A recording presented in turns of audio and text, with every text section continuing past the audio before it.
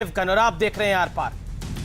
लोकसभा चुनाव में अभी करीब 3 साल का वक्त बचा हुआ है, लेकिन एक के बाद एक विपक्ष के पीएम उम्मीदवार सामने आने लगे हैं। महागठबंधन बनाने की कोशिशें होने लगी हैं। पश्चिम बंगाल के मुख्यमंत्री दिल्ली दौरे पर हैं। आज उन्होंने साफ साफ कहा, चुनाव अभी दूर है, लेकिन तैयारियां तो पहले ही शुरू कर देनी पड़ती हैं।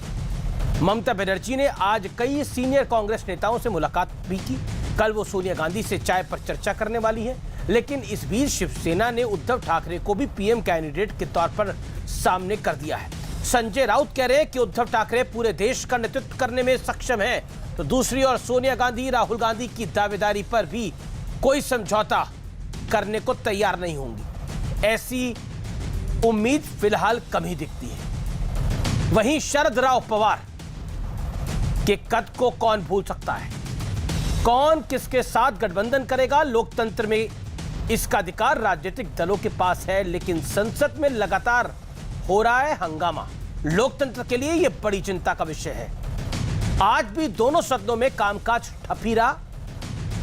आखिर इस हंगामे से देश का भला कैसे होगा?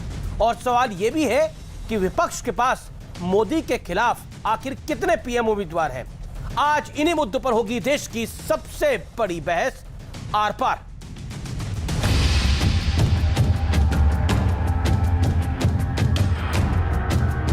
देखो, हम पूरा इसको प्लास्टर कर दिया। कैमरा में पूरा तुल लेता है, हम ऑडियो में भी बात करते हैं। तो যে রাজ্যে খেলা হবে, এভরি বুথে খেলা হবে, সমস্ত জায়গায় খেলা হবে।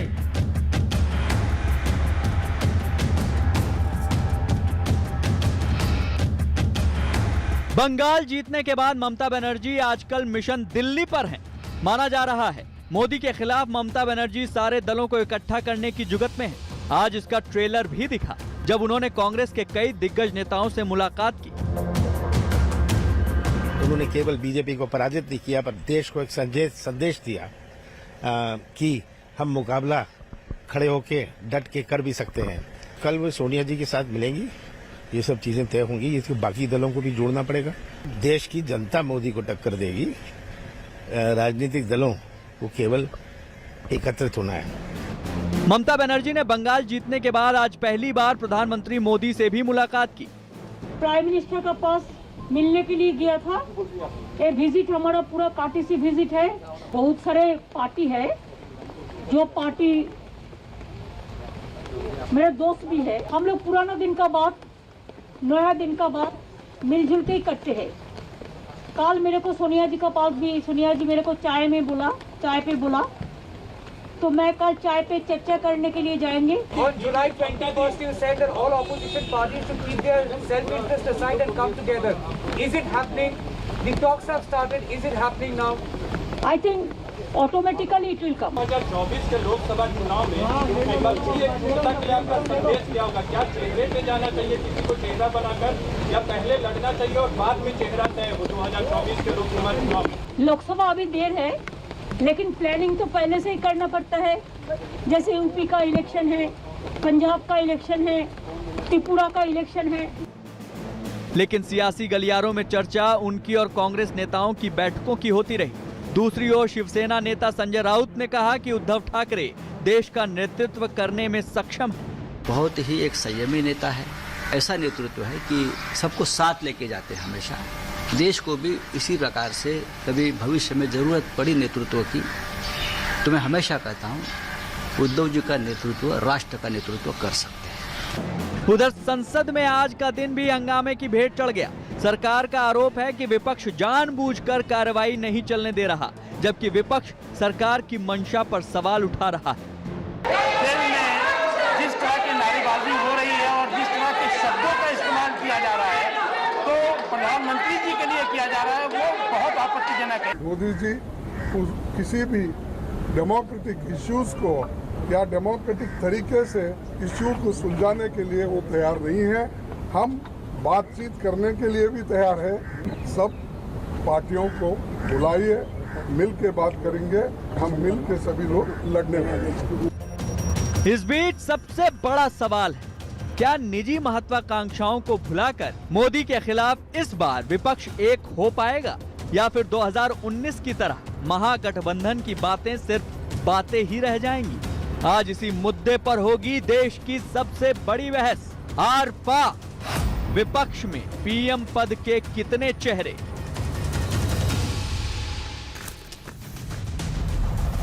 और अब वक्त है विश्लेषण का। विपक्ष के पीएम उम्मीदवारों के चेहरे का विश्लेषण सुनिए।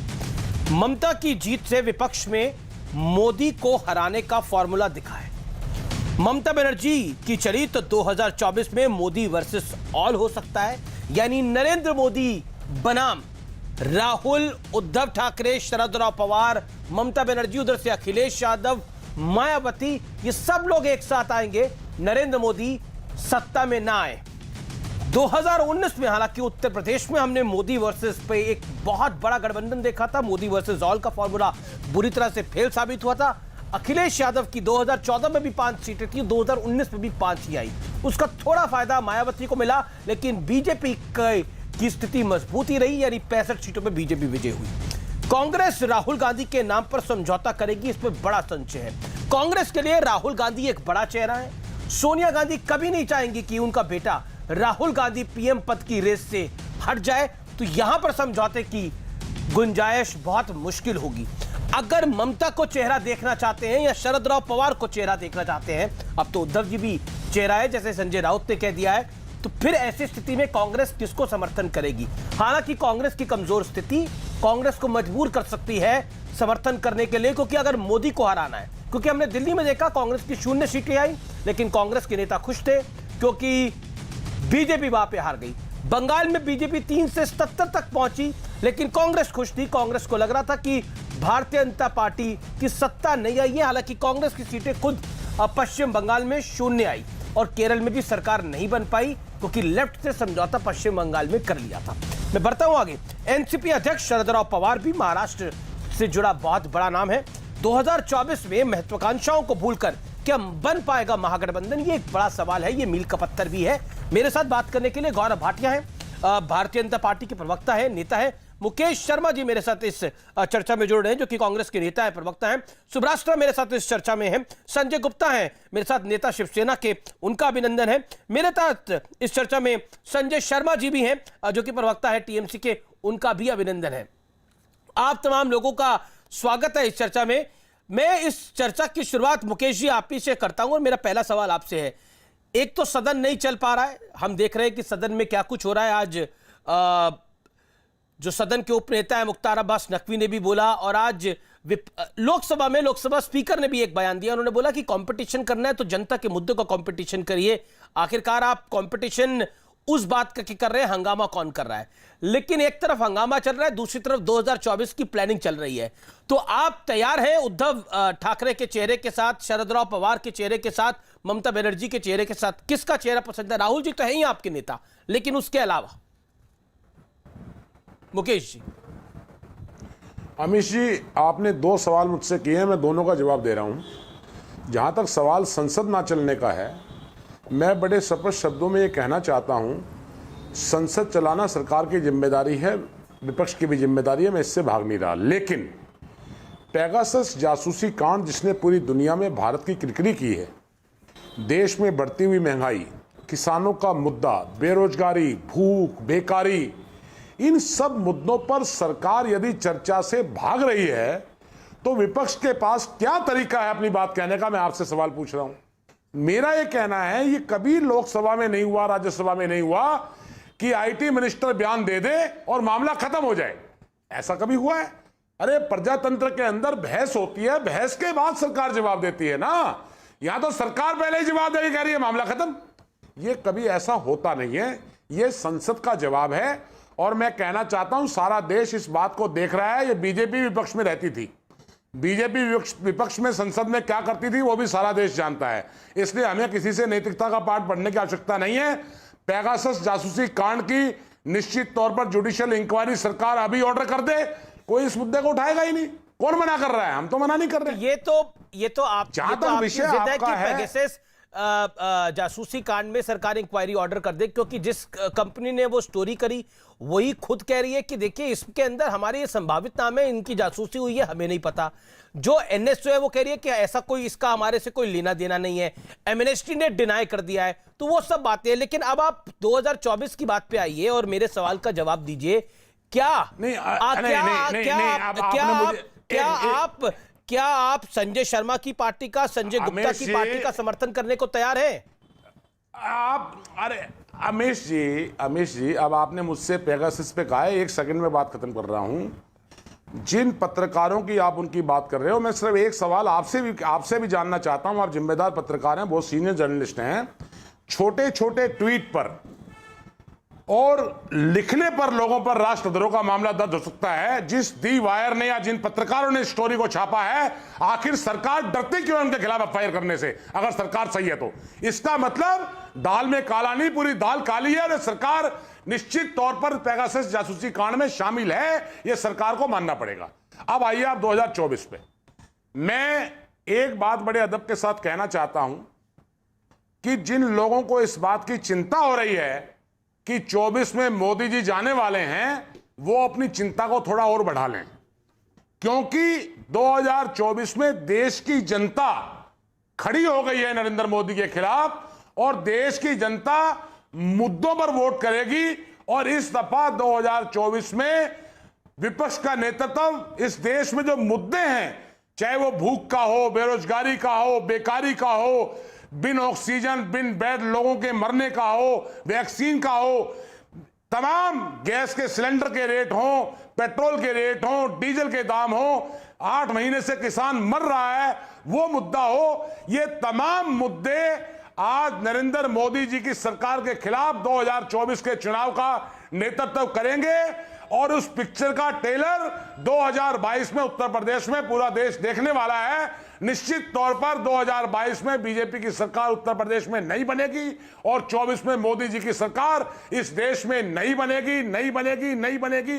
इस पर देश एकमत है। ये तो विपक्ष की बात बाद में करेंगे। ये आपके विचार हो सकते हैं, ये आपकी कामना हो सकती है। मैं वही पूछ रहा हूं कि उसके लिए जिस बात का आप बार बार जिक्र कर रहे हैं कि नरेंद्र मोदी की सरकार नहीं बनेगी, तो चेहरा कौन होगा? राहुल जी चेहरा होंगे, ममता बनर्जी चेहरा होंगी, शरद राव पवार चेहरा होंगे, उद्धव ठाकरे चेहरा होंगे? क्योंकि आप देख रहे हैं किस तरह की बातें चल रही हैं। संजय राउत ने तो कहा है कि उद्धव ठाकरे देश का नेतृत्व कर सकते हैं। आप अब मुझे अमीश जी, आप ही बोल रहे हैं, अभी तक बाकी कोई बोला नहीं है। 10 मिनट हो गए कार्यक्रम को। आपको भी, संजय राउत जी को भी, देश में हर आदमी को अपनी बात कहने का अधिकार है, मुझे भी है। 2024 में चुनाव का चेहरा महंगाई होगी, चुनाव का चेहरा भूख और बेकारी होगी, चुनाव का चेहरा बेरोजगारी होगी, चुनाव का चेहरा सिलेंडर के रेट होंगे, चुनाव का चेहरा पेगासस जासूसी कांड होगा, चुनाव का चेहरा मिजोरम और असम के अंदर जिस तरीके से आपने पुलिस को मरवा दिया वो चेहरा होगा। मुद्दे चुनाव में चेहरा होंगे और अभी 2024 दूर है। आप निश्चिंत रहिएगा। 3 साल है, वही मैं कह रहा हूं। ठीक है, ओके, गौरव भाटिया। देश की जनता नरेंद्र मोदी को हटाना चाहती है, गौरव भाटिया, जनता नेतृत्व करेगी इस चुनाव का, ये मैं कहना चाहता हूं। गौरव भाटिया, मुद्दे होंगे चेहरा, लेकिन मुद्दे तो सदन में नहीं उठ पा रहे हैं, लेकिन घबराहट आपके चेहरे पर आ रही है क्या?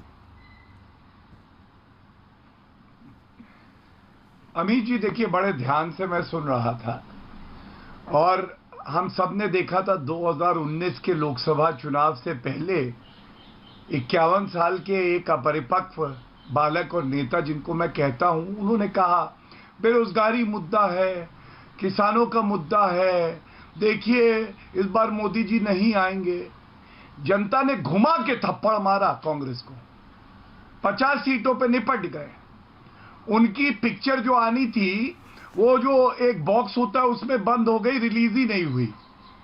और इसीलिए जनता जनार्दन होती है, जनता तय करती है कि कौन देश का प्रधानमंत्री बनेगा। और अमीर जी, ये मायने नहीं रखता है कि मायावती मंडे को बनेंगी प्रधानमंत्री, अखिलेश यादव ट्यूसडे को, शरद पवार वेंसडे को, अरविंद केजरीवाल थर्सडे को, स्टालिन फ्राइडे को, उद्धव ठाकरे सैटरडे को, और संडे को तो काम ही नहीं होता है तो राहुल गांधी बन जाएंगे। मायने ये रखता है कि देश की जनता जानती है कि श्री नरेंद्र मोदी जी के हाथों में देश मजबूत हो रहा है, आगे बढ़ रहा है। और 2024 का चुनाव हमें यकीन है कि हमारा समर्पण, ईमानदारी, मेहनत देख के, देश के प्रति निष्ठा देख के लेकिन ममता बनर्जी से सवाल पूछा गया, बनेंगे। रिपोर्टर्स ने सवाल पूछा ममता बनर्जी से कि अभी तो 3 साल है चुनाव में। उन्होंने बोला अभी यूपी का तो चुनाव है, पंजाब का तो चुनाव है, त्रिपुरा का तो चुनाव है। तो अभी आपने मुकेश शर्मा को शायद ध्यान से सुना नहीं। उन्होंने बोला उत्तर प्रदेश में निपटाएंगे, फिर देश में निपटा देंगे। हाँ, ना योगी को तो आने बात देंगे, ना उन्होंने मोदी ठीक को कही। आने देंगे। हाँ, मैं उत्तर दे रहा हूं, ये बात उन्होंने ठीक कही।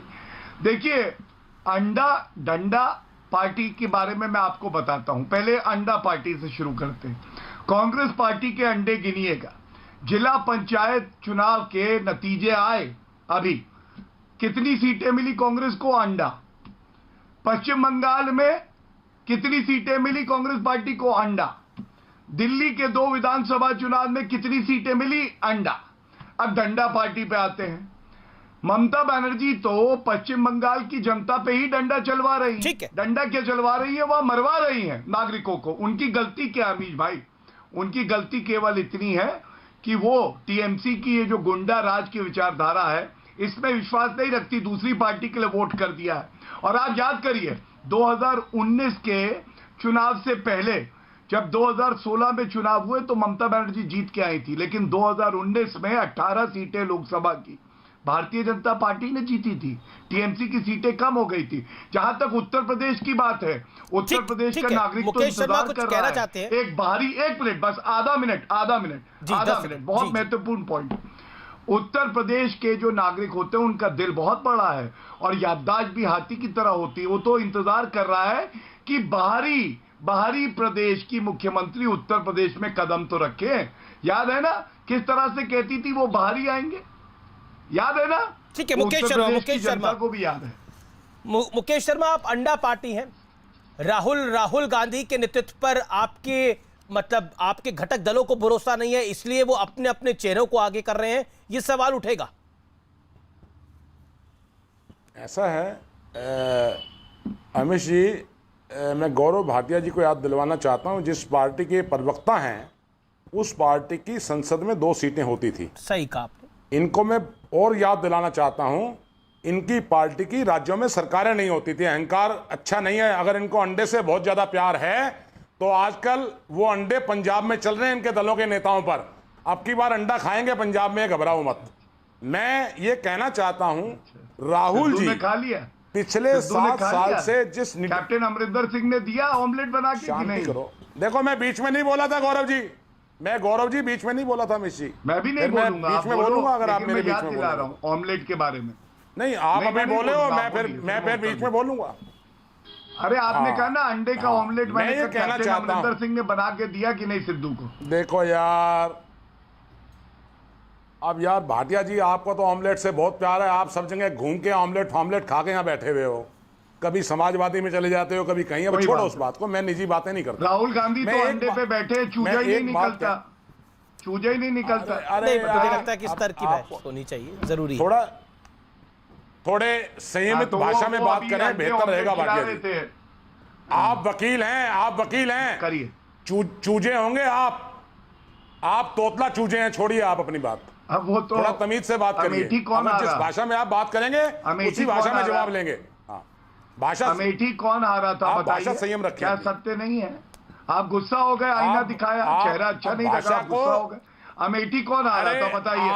आपके पारिवारिक सीट थी, हार गए अमेठी। मैं जवाब देता हूं आपको। ऐसी चली नरेंद्र मोदी जी की आंधी, उड़ गया राहुल गांधी, उड़ के पहुंचा वायनाड। मैं आपको जवाब देता हूं, आपको कौन आ रहा है? मैं किसी का नाम नहीं लिया करता हूं, क्षमा करना।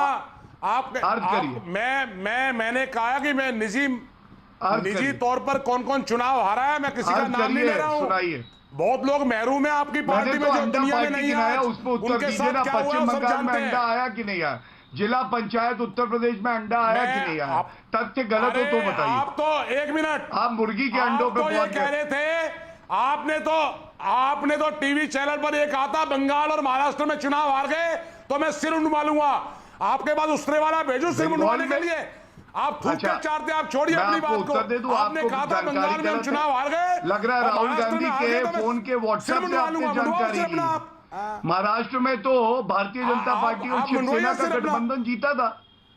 पहले मुख्यमंत्री अरे सोनिया गांधी से कहेंगे, उन्होंने कहा था मेरे बच्चे भीख मांगेंगे, राजनीति में नहीं आएंगे। सोनिया गांधी से क्या करेंगे बताइए? उन्होंने कहा था मेरे बच्चे भीख मांग लेंगे, राजनीति में नहीं आएंगे। भाटिया जी, तो इसका मतलब सोनिया गांधी झूठी है। सोनिया गांधी झूठी है। पे जवाब दीजिए। सोनिया गांधी झूठी है। गैस के सिलेंडर के दाम पर जवाब दीजिए। राहुल गांधी जी ने मुझे लगता है कि विषय पे आना है। चाहिए। देखिए, मुझे लगता है निजी हमले करके कुछ हासिल नहीं होगा, विषय पे आना जरूरी है। देखिए, आज हम एक बड़े विषय पे चर्चा कर रहे हैं। मैं संजय गुप्ता और संजय शर्मा के पास, दोनों के पास चलूंगा। दोनों संजय हैं, उसके बाद सुब्राष्ट्र आपके पास आऊंगा। संजय को भविष्य का दिखता था, संजय को भविष्य का दिखता था। महाभारत में हमने ये कहानी सुनी है।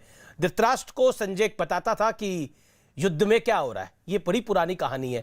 तो दो संजय हैं, एक संजय राउत भी हैं, एक संजय गुप्ता भी हैं, एक संजय शर्मा भी हैं। तो संजय गुप्ता, आपको भविष्य में उद्धव ठाकरे जी प्रधानमंत्री अब दिख रहे हैं? देखिए अमीर जी, ऐसा है कि परिंदों को मंजिल मिलेगी हमेशा, ये फैले हुए उसके पर बोलते हैं। अक्सर वो लोग खामोश रहते हैं जमाने में जिसके हुनर बोलते हैं। मेहनत इतनी खामोशी से करो कि कामयाबी शोर मचा दे।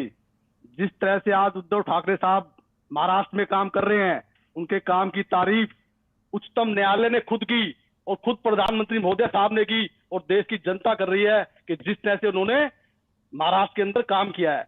दलगत राजनीति में जाने की बजाय, अनगल आरोप प्रत्यारोप लगाने की बजाय, उन्होंने कोरोना काल में भी हमेशा यही देखा कि किस तरह से काम को करना है, किस तरह से काम को अंजाम देना है।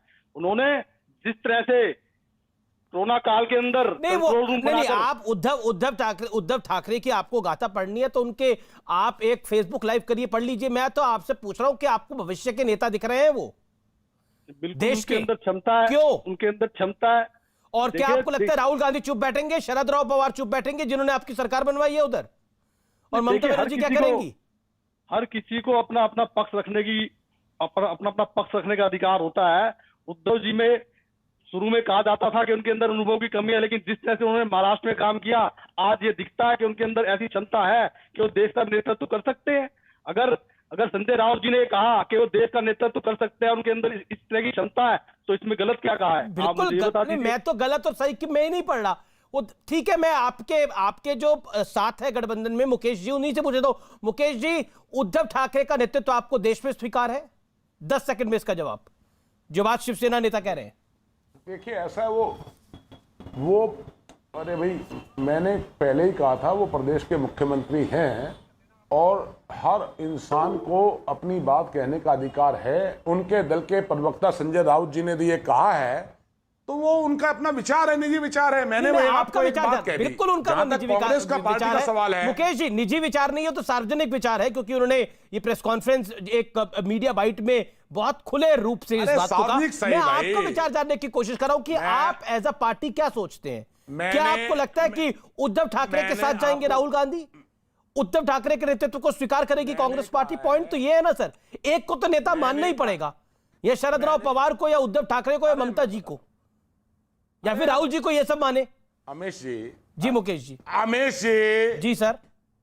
अमेश जी, ये चैनल पर बैठकर तय नहीं होगा किसके नेतृत्व में चुनाव में जा रहे हैं। मैंने कांग्रेस पार्टी का पक्ष रखा है जी। हम मुद्दों पर आधारित चुनाव लड़ने जा रहे हैं और देश की जनता चुनाव लड़ेगी। देश की जनता चाहती है कि नरेंद्र मोदी जी का जो शासन है, जिसने देश का बेड़ा गर्क कर दिया, देश को बुरी हालत में गर्त में धकेल दिया है, उस शासन को बदलने के लिए देश की जनता सामने खड़ी हो गई है और देश की जनता मुद्दों पर वोट करेगी। महंगाई चेहरा होगा, बेरोजगारी चेहरा होगा, वही देश की जनता, वही देश की जनता जानना चाहती है कि मोदी के सामने कौन है। जो हालत खराब हो रखी है देश की, बिल्कुल सही बात आपकी है, देश की जनता तय करेगी और देश की जनता यही जानना चाहती है कि मोदी के सामने कौन है।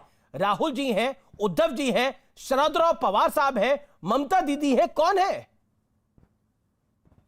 अभी तो यूपी का चुनाव होने दीजिए, हो सकता है राज्य भर भी आ जाए।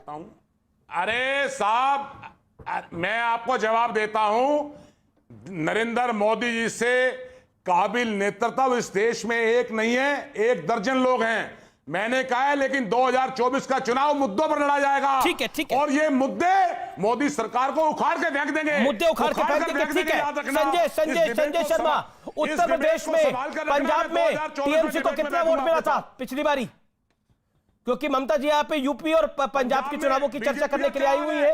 मैं जानना चाहता हूं संजय शर्मा जी, आपका वोट शेयर यूपी में, पंजाब में कितना है?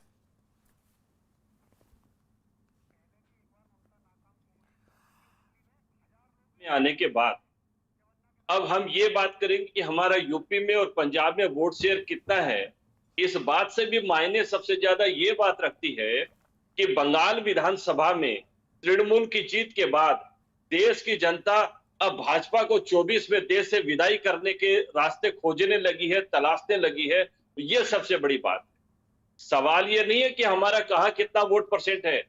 आज सबसे ज्वलंत सवाल ये है कि कल त्रिपुरा में हमारे लोग जहां होटल में ठहरे हुए थे, भारतीय जनता पार्टी के लोगों ने, गुंडों ने उनको घेर लिया, वहां की पुलिस ने उनको घेर लिया, क्योंकि त्रिपुरा की जनता अब कहने लगी है त्रिपुरा के होटल में क्या हुआ वो मेरा विषय नहीं है ना, और अभी बहस का भी विषय नहीं है। त्रिपुरा के होटल में क्या हुआ, मैं बंगाल की हिंसा में अगर आऊंगा तो आपकी बात जवाब नहीं बनेगा। बंगाल के अंदर औरतों के साथ क्या कुछ हुआ है मुझे किसी को बताने की जरूरत नहीं है। वहां पे कोर्ट ने क्या कहा है मुझे किसी को बताने की जरूरत नहीं है। वहां पे ह्यूमन राइट्स कमीशन ने क्या कहा है मुझे किसी को बताने की जरूरत नहीं है। बंगाल के में चुनाव के बाद जो रक्त रिक्त का नंगा नाच देखने को मिला है वो देश ना कभी भूला है ना कभी भूलेगा, ये मैं आपको बता दूं। पॉइंट नंबर 2, एक सेकेंड आप सुनिए। आपने बोला कि देखिए ये बात नहीं है, क्यों नहीं बात है? ममता जी जो कि सिटिंग सीएम है बंगाल की, वो कह रही है कि मैं बंगाल में यूपी और पंजाब के चुनाव है उनकी चर्चा करने के लिए आई हूं। तो मैं जान रहा हूं कि मैं जानना चाह रहा हूं, फैक्ट जानना चाह रहा हूं कि यूपी पंजाब में आपका कितना वोट शेयर है। एक अथक प्रयास तो 2019 में किया था ना, ममता जी ने एक रैली करी थी जिस रैली में कोई नहीं पहुंचा था, ममता जी खुद गुस्से में उठ के चली गई थी। कितने लोग आए थे उस रैली के अंदर? आप बोलेंगे मैं बोलूं? अमीर जी ये सवाल ही आपका बेईमानी है। अभी 2024 की बात चल रही है। अभी देश की जनता के सामने सबसे बड़ा मुद्दा है जो एलपीजी गैस सिलेंडर पर और जो पेट्रोल पर भारी भरकम टैक्स केंद्र सरकार ने लाद दिया है और देश की जनता को टैक्स टेररिज्म के एक ऐसे दौर में फंसा दिया है जिसके 70 सालों में देश की जनता ने कभी सोची नहीं थी और किसी भी सरकार ने, किसी भी प्रधानमंत्री इतना तो देश की जनता। ममता जी चेहरा है, ममता जी चेहरा होंगी देश का, विपक्ष का। हर वो व्यक्ति चेहरा है विपक्ष का। हर व्यक्ति कैसे चेहरा हो सकता है? कल को सुब्राष्ट्रा बोलेंगी मैं भी चेहरा हूं जी। जो देश की जनता के लिए सोचता है, जो देश की जनता को इस टैक्स के आतंकवाद से मुक्ति दिलाना चाहता है, जो किसानों को इतने दिनों से दिल्ली के सड़कों पर किसान आंदोलन पर बैठे हैं, ये केंद्र सरकार उनसे ठीक है। सुब्राष्ट्रा मैं रुक करता हूं आपका, फिर मैं संजय शर्मा आपकी बताऊंगा। आपके ऑडियो में भी दिक्कत आ रही है कुछ, लेकिन संजय पर तो मुझे संजय बारू भी याद आ जाते हैं क्योंकि संजय बारू की किताब में पीछे पढ़ रहा था द एक्सीडेंटल प्राइम मिनिस्टर, तो बहुत कुछ लिखा है। तो संजय आज क्योंकि दो संजय गुप्ता और संजय शर्मा है, उधर संजय राउत है जिन्होंने बयान दिया, तो संजय की बात चली है तो मुझे लगा संजय बारू का जिक्र भी मैं कर देता हूं। वो किताब में भी बहुत कुछ लिखा गया है, बहुत कुछ कहा गया है, लेकिन विषय आज द एक्सीडेंटल प्राइम मिनिस्टर किताब नहीं है क्योंकि प्रधानमंत्री की बात है और सब दावेदार है। सुब्राष्ट्रा, क्या आपको लगता है मुद्दे हावी हो जाएंगे 2024 में? क्या आपको लगता है उत्तर प्रदेश में योगी साफ होंगे और देश में मोदी साफ हो जाएंगे? जो मुकेश शर्मा जी ने पॉइंट को रखा। आमिष जी, मुद्दे किस चुनाव में हावी नहीं रहते? आमिष जी, मुझे लगता है देश में जितने भी चुनाव होते हैं उन चुनावों में मुद्दे ही हावी होते हैं। कोई अगर किसी पार्टी का प्रवक्ता आकर ये कहे कि इस बार हम चुनाव में मुद्दों को आगे रखेंगे तो वो यही कहना चाह रहे हैं कि इसके पहले उनके लिए मुद्दे इंपॉर्टेंट नहीं थे। लेकिन जब आज देश की जनता ने उनको चपत पर चपत लगाई है चुनाव दर चुनाव, तब आज उनको जनता की याद आ रही है और मुद्दों की याद आ रही है। मुद्दों की बात चली है आमिष जी, तो मैं एक चीज बहुत स्पष्टता से पूछना चाहती हूँ और मैं मुकेश शर्मा जी का काफी सम्मान करती हूँ। उन्होंने बहुत अच्छे तरीके से विपक्ष की बात, मुझे लगता है इतनी संजीदगी से विपक्ष में बोलने का फैशन बिल्कुल खत्म हो चुका है। मुकेश जी, मैं आपसे पूछना चाहती हूँ, आप किसानों के मुद्दों की बात करना चाहते हैं, बेरोजगारी पे बात करना चाहते हैं, आप लोग बेरोजगारी और महंगाई को लेकर सड़क पर क्यों नहीं उतरे? आप किसान के मुद्दों को लेकर के सड़क पर उतरे हैं, लेकिन वही राहुल गांधी, कल भी मैंने ये सवाल पूछा था, दोबारा दोहरा रही हूं, राहुल गांधी वायनाड से 100 कॉन्स्टिट्यूएंट्स को 100 किसानों को लेकर के क्यों नहीं सड़क पर उतर रहे कि ये मेरे कॉन्स्टिट्यूएंट्स हैं, मेरी जिम्मेवारी बनती है कि मैं इनकी बात रखूं। वायनाड से एक भी रिप्रेजेंटेशन नहीं है। टीएमसी और शिवसेना के प्रवक्ता यहां पर हैं, मैं उनसे पूछना चाहती हूं, आपके भी तो एमपीज हैं सदन के अंदर, उन वो एमपीज अपनी ही बदौलत 100 किसान लेकर के चले आते। आमिष जी, ये मुद्दे देश को भटकाने वाले मुद्दे हैं, क्योंकि जब कृषि बिल की बात चल रही थी, एक दिन राहुल गांधी ने सदन में जाकर के ढंग की डिबेट नहीं की। किसी एक क्लॉज को उठा करके किसी भी लीडर ने, विपक्ष के किसी भी लीडर ने किसी एक क्लॉज पर आपत्ति जताते हुए ढंग से चर्चा की हो। अरे मान लेते चर्चा का चलन इनके हिसाब से नहीं रहा, अब मीडिया में 2 ऑपेड लिख देते। इतने सारे कंसल्टेंट्स हर पॉलिटिकल पार्टी के साथ काम कर रहे हैं, 2 ऑपेड नहीं आ सकता था विपक्ष के बड़े नेताओं की तरफ से? ऐसे तो Indian express, Hindustan times of India और कहां नहीं ये लोग ऑपेड नहीं लिखते। 2 ऑपेड लिखते ना, राहुल गांधी लिखते, बताते कि फलाना क्लॉज के फलाना सब क्लॉज में ये परेशानी और ये उसका निदान है, ये उसका सोल्यूशन है। तो आमिर जी, सोल्यूशन वाली राजनीति तो हो नहीं रही। तीसरी बात, ममता बनर्जी को लेकर के बार बार बात कही जाती है। मैं हैरान हूं कि वो नेता, वो नेत्री, और एक महिला नेत्री है, इसलिए मैं उनका बहुत सम्मान भी करती हूं, इसमें कोई दो राय नहीं है, लेकिन फैक्ट्स हैं आमिर जी। वो नेत्री जो अपनी कॉन्स्टिट्यूएंसी नहीं बचा पाई, जो एक विधायक का चुनाव हार गई, उनको हम देश का चेहरा बनाने पर बंगाल तो जीत गई। वो कहीं ना कहीं ये देश की जनता के साथ छलावा हो रहा है।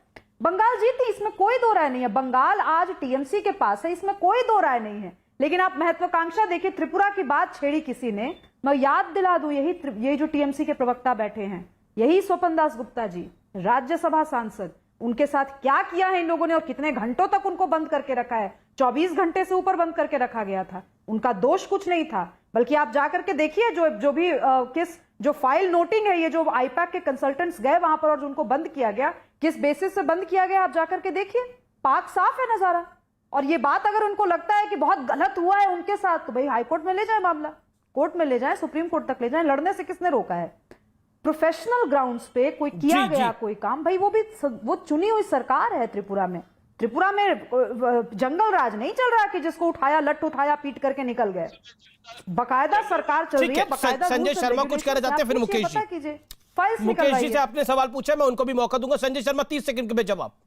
अमीश जी, ये लोग जब बोलते हैं कि वो किसानों को वहां से ले आते, वो किसानों को वहां से ले आते, देश का किसान दिल्ली की सड़कों पर बैठा है और इन्होंने दिल्ली के राजपथ पर किसान आ न सके किले। देश का नहीं है, देश का नहीं है। कुछ जिलों के कुछ पंचायतों के बिचौलिए बैठे हैं वहां पर। किसान मत बोलिए उनको, किसान मत बोलिए, बिचौलिए हैं, छोटे बिजनेसमैन हैं और उनके पीछे राहुल गांधी खड़े हैं, क्योंकि आप लोगों की फंडिंग उन्हीं लोगों के क्या। ठीक है संजय, आपकी आवाज में दिक्कत आ रही है, मैं आपको रिकनेक्ट कराता हूं। There is a lot of problem in your audio. Mukesh Sharma जवाब सुब्राष्ट्रा की बात का। देन गौरव भाटिया जी। मुकेश जी बोलिए, मुकेश शर्मा बोलिए। मुकेश शर्मा तक लगता है ऑडियो नहीं जा पा रहा। संजय गुप्ता कुछ कह रहे थे। संजय गुप्ता, यहां पर तो राहुल गांधी अपना चेहरा नहीं हटाएंगी, कांग्रेस तो राहुल गांधी के नाम पर ही जाएगी वोट मांगने के लिए। क्या करिएगा आप? अगर राहुल नहीं होंगे तो प्रियंका वाड्रा होंगी। देखिए, ये कांग्रेस की अपनी सोच और कांग्रेस पार्टी का कौन अध्यक्ष रहेगा, कौन उनकी तरफ से रहेगा, इस बात को कांग्रेस ने डिसाइड करना है। मगर मैं शिवसेना के विषय में ये कहना चाहूंगा कि शिवसेना ने मुद्दे के आधार पर ही किसी को समर्थन किया है। तो कितने सांसद आप सोच रहे हैं कि 2024 में आपके आ जाएंगे? देखिए, बात कितने सांसद आएंगे कितने नहीं आएंगे इस पे बात अभी नहीं। आप सारी की सारी महाराष्ट्र की सीटें भी जीते तो 40-45 सीटों के साथ मैक्सिमम सीटें भी जीते आपने। मान लिया महाराष्ट्र में 40-45 सीटें जीत ली आपने, मैक्सिमम सीटें आपने जीत ली। उसके बाद 45 सीटों के सारे देश का पीएम बन जाएंगे उद्धव ठाकरे। देखिए, ऐसे तो महाराष्ट्र के अंदर आप कहेंगे कि इतनी सीटों के साथ, 56 सीटों के साथ मुख्यमंत्री उद्धव ठाकरे साहब। ये भी करिश्मा ही है। राजनीति के अंदर चाणक्य नीति भी होनी चाहिए। जिसकी चाणक्य नीति नहीं होती वो राजनीति में कामयाब नहीं होता। Gaurav Bhati wants to respond to this. Gaurav Bhati, Chanakya Niti Sanjay Gupta को दिख रही है। देखिए, संजय भाई ने आज एक बहुत अच्छी बात आपके कार्यक्रम में कही और उसको मैं दोहरा के एक संदेश जरूर देना चाहूंगा। उन्होंने कहा कि उद्धव ठाकरे मेहनती हैं और वो मेहनत खामोशी से करे जा रहे हैं।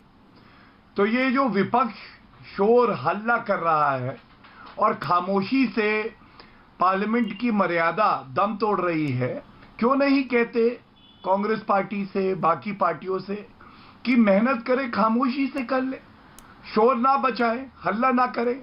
और देखिए इतनी मेहनत कर दी उन्होंने कि कोविड संकट में 1,35,000 दुखद मौतें हमारे भाई बहनों की केवल महाराष्ट्र में हुई है। आप ना करें तो बहुत अच्छा रहेगा।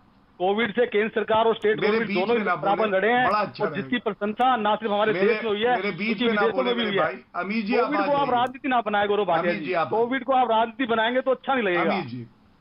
अमीर जी प्लीज देखिए, इनसे बड़ा डर लगता है, ये पिंजरे के शेर हैं, कब बाहर निकल आए कुछ कर दे। शेर नहीं है, ये वो शेर है जिन्होंने शेर होते चाणक्य को भी मात दी है।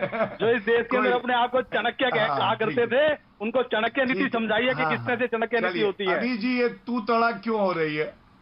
अच्छा संजय भाई एक बात बताइए, मैंने आपकी तारीफ करी, आपने बीच में टोकना शुरू, आपने तारीफ भी कर दी, पिंजरे का शेर कह दिया। मतलब आपके साथ था तो शेर था, अभी तो आप खामोशी की ताकत बता रहे थे, पिंजरे का शेर है। मतलब कहाँ पर क्या धारा 370 का समर्थन शिवसेना नहीं करती है? क्या हिंदुत्व का समर्थन शिवसेना नहीं करती है?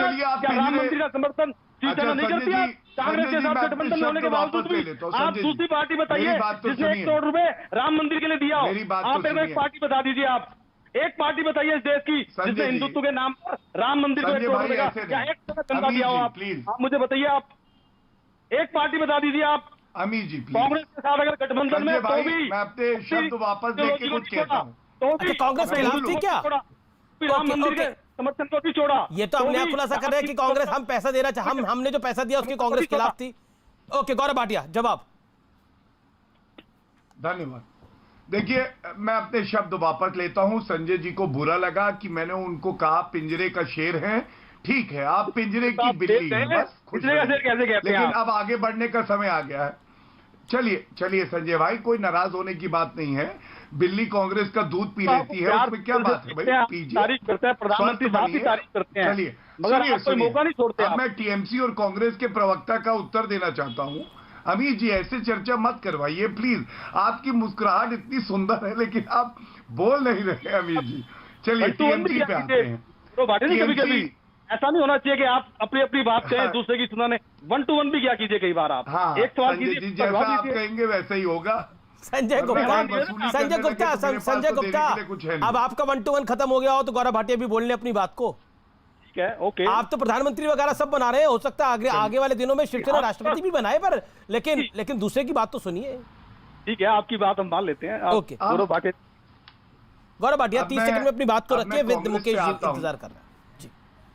थोड़ा समय लगेगा, आधा 1 मिनट दे दीजिएगा, विनती है आपसे, रिक्वेस्ट है। आप बड़े अच्छे लग रहे हैं आज, मुझे समय दे दीजिएगा ठीक है। देखिए ऐसा लगता है कि कांग्रेस की 52 सीटें आई और 2019 के चुनाव में कांग्रेस की हालत 52 सीटों की थी। 52 से याद आता है कि एक ताश की गड्डी में भी 52 ही कार्ड होते हैं और एक जोकर भी होता है। क्या आज मुझे कांग्रेस के प्रवक्ता ये बताएंगे? मैं उनसे पूछ रहा हूं। संसद में चर्चा करनी है, अरे सोनिया गांधी जी अध्यक्षा है, कितनी बार संसद गई हैं इस सत्र में बता दें। इससे पहले उनकी अटेंडेंस 0 थी, 0 पूछिएगा। दूसरी बात, आज ये कह रहे हैं न्यायिक जांच होनी चाहिए। अमीर जी 15 जनवरी 2021 राहुल गांधी का बयान है कि सुप्रीम कोर्ट को नरेंद्र मोदी जी चला रहे हैं। जब सुप्रीम कोर्ट को नरेंद्र मोदी जी चला रहे हैं तो फिर ये बताइए सुप्रीम कोर्ट के जज से जांच करा के क्या करेंगे? ये मेरे 2 प्रश्न हैं, पूछ लीजिए। ठीक है ओके। नहीं आप हैं मुकेश शर्मा जवाब देने के लिए हाथ खड़ा कर रहे हैं। मुकेश शर्मा जवाब 40 सेकंड। मुकेश शर्मा जी देन शुभराज। मैं नहीं अब 40 सेकंड नहीं 50 सेकंड देने पड़ेंगे। 50 सेकंड ले लीजिए। पहले तो सुभाषिता जी को मैं कहना चाहूंगा, सुभाषिता जी आपको कहना चाहूंगा, मुझे आपके एक सख्त शब्द पर सख्त इतराज है। आपने किसानों को, जो दिल्ली में किसान बैठे हैं, उनको बिचौलिया कहा है। कभी किसानों को बिचौलिया कहा जा रहा है, कभी मवाली कहा जा रहा है, कभी आतंकवादी कहा जा रहा है। किसान अन्नदाता है, जिसका पैदा किया हुआ अन्न से मैं और आप रोटी खाते हैं, अमित जी भी शायद वही अन्न खाते हैं। एक तो अपने शब्दों को आप वापस लेना, ये कड़ी शब्दों में मैं इसकी निंदा करता हूं जो आपने किसानों के लिए बिचौलिया शब्द का इस्तेमाल किया है। दूसरी बात मैं कहना चाहता हूं, गौरव भाटिया जी ने यूपी पंचायत चुनाव का जिक्र किया था। वो जो चीड़ हरण महिलाओं का हुआ है उस पंचायत चुनाव में, वो जीत कैसे हुई है चुनाव में, वो सारे देश ने नंगा नाच कानून का देखा है। आपकी सरकार का नंगा नाच देखा है। तीसरी बात आपने जो भी कही है कि ताश के 52 पत्ते और जोकर, वैसे इस देश में रंगा बिल्ला की चर्चा भी है। मुझे नहीं पता रंगा बिल्ला कौन है, वो आप बताएंगे गौरव भाटिया जी। इस देश में लोग तड़ी पार की भी चर्चा करते हैं, मैं ये भी नहीं कह रहा तड़ी पार कौन है। इसलिए अगर आप ताश के पत्तों पे और जोकर पे आओगे, मैं आपको बड़े अदब के साथ ये कहना चाहता हूं कि कांग्रेस पार्टी पूरी शक्ति के साथ जनता के मुद्दों को संसद में उठा रही है और संसद में चूंकि सरकार जवाब देने से भाग रही है, सरकार डर रही है। मैं आपसे एक सवाल पूछ रहा हूं, मैं गौरव भाटिया जी एक सेकंड मैं एक सवाल पूछता हूं। जिस दिन सर्वदलीय बैठक थी, मैं सांसद नहीं हूं लेकिन मैं टेलीविजन देखता हूं, मैं बाकायदा प्रोसीडिंग देखता हूं, मैं 20 साल लेजिस्लेटर रहा हूं, मुझे पार्लियामेंट्री सिस्टम का पता है। मैं आपको कहना चाहता हूं, प्रधानमंत्री जी का सर्वदलीय बैठक में यह कहना कि किसानों के मुद्दे पर तो चर्चा पहले भी हो चुकी है, बिजनेस एडवाइजरी कमेटी तय करेगी, इसका सीधा सीधा मतलब है कि सर्वदलीय बैठक में ऑनरेबल स्पीकर को यह कह दिया गया था कि किसानों के मुद्दे पर संसद में चर्चा नहीं होगी। आप वीटो पहले करते हैं, आप संसद में बहस से भागना चाहते हैं, आप महंगाई पर चर्चा नहीं करना चाहते, आप लेकिन सदन में तो जब सदन चलेगा तो बहस होगी ना मुकेश जी। ठीक है, सदन तो चल ही नहीं रहा है पिछले 6 दिनों से। ओके, गौरव भाटिया जवाब। आपने 50 सेकंड मांगे थे मुकेश जी, 1 मिनट 40 सेकंड लिया आपने। गौरव भाटिया रिप्लाई। देखिए टाइम लिमिट है। गौरव भाटिया रिप्लाई। देश में क्या बोल सकती है संसद के? गौरव भाटिया रिप्लाई कराएंगे तो मैं उत्तर दूंगा, कोई बात नहीं, वो चिल्लाते रहे। देखिए मेरे 2 प्रश्न थे। सोनिया गांधी संसद कितनी बार गई? प्लीज मुकेश जी, अब आपने अपनी बात रखी, मैंने तो सुना, पूरा प्यार से सुना आपको। सुनिए, मैंने आपसे 2 सवाल पूछे। सोनिया गांधी संसद कितनी बार गई? आपने उत्तर नहीं दिया। दूसरा, मैंने कहा राहुल गांधी ने अवमानना करी सर्वोच्च न्यायालय की कि मोदी जी चलाते हैं, तो उन्हीं जजेस से जांच क्यों? आपने उत्तर नहीं दिया। लेकिन मैं आपकी बात का उत्तर देता हूं। आपने महिला सुरक्षा का मुद्दा उठाया और मुझे अच्छा लगा। मेरे हाथ में एनसीआरबी का डेटा है, ठीक है, ये आखिरी डेटा जो आया था। राजस्थान में 5,997 मामले हैं महिलाओं के दुष्कर्म के। अरे यार, आप बताइए कभी क्या? अरे आप सुनिए, चिल्लाइए नहीं। एक रंगा आपकी पार्टी में है, एक बिल्ली आपकी पार्टी में है। क्या रंगा और बिल्ली गए वहां पे? राजस्थान गए? नहीं गए। दूसरी बात, सर्वदलीय बैठक की करी अमित जी ने। सर्वदलीय बैठक जब प्रधानमंत्री जी ने कोविड-19 के मैनेजमेंट की बुलाई तो कांग्रेस तो उसमें गई नहीं।